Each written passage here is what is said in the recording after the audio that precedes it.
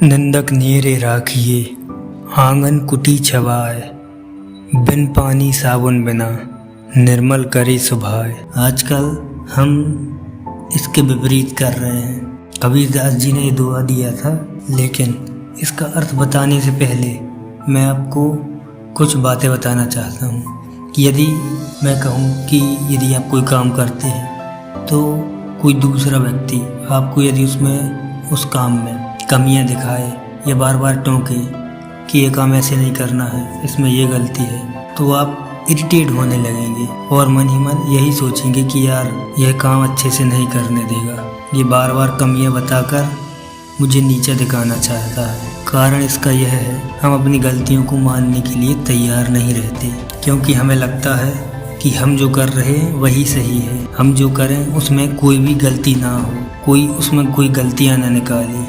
तो ऐसा नहीं होता, क्योंकि हम हर काम परफेक्ट तो नहीं कर सकते, उसमें कोई ना कोई फॉल्ट ज़रूर रह जाता है, कोई ना कोई कमी रह जाती है। लेकिन हम निरंतर यदि उस काम को करते रहें तब जाकर हम उसे परफेक्ट कर पाते हैं। तो हमें ये नहीं सोचना चाहिए कि हम जो काम कर रहे हैं वही सही है, क्योंकि यह ज़रूरी नहीं है कि आप हमेशा सही हो, आपके द्वारा जो काम किए गए हैं वो सही हों।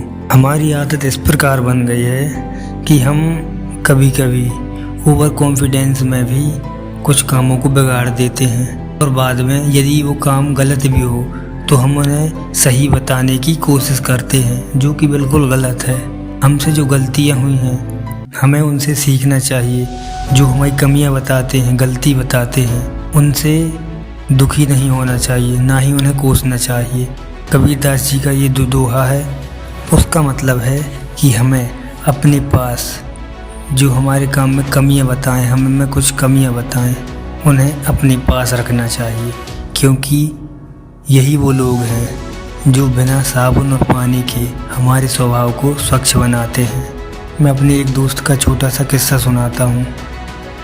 मेरा एक दोस्त था जो बहुत ज़्यादा गलतियाँ करता था, छोटे छोटे काम बिगाड़ देता था, हर काम में कुछ न कुछ गलतियाँ करता ही था, जिसके कारण उनकी जो माँ थी वो बार बार उसे टोकती थी, जिसके कारण वह बहुत ज़्यादा गुस्सा करता था उन पर। लेकिन धीरे धीरे समय बीतता गया, मैं उसे देखता हूँ तो वो हर एक काम बहुत ही अच्छे तरीके से और आराम से करता है, उससे अब कोई भी गलतियाँ नहीं होती। तो कारण क्या है कि जब भी वह काम करता था तो उनकी माँ है वह बार बार उसको टोकती थी कि ये तो गलती कर रहा है या ये काम गलत किया है, जिससे वह धीरे धीरे इरिटेशन होता था उसे, लेकिन वह धीरे धीरे उन कामों को सुधारने लगा। फिर धीरे धीरे उसे रियलाइज़ हुआ कि हाँ, मैं यहाँ गलत था।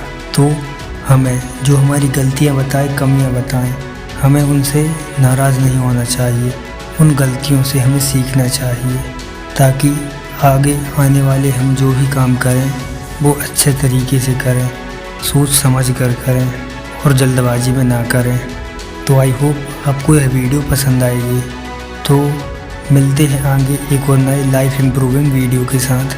तब तक के लिए सीखते रहिए और अपनी लाइफ को इम्प्रूव करते रहिए। Thanks for watching this video. जय हिंद।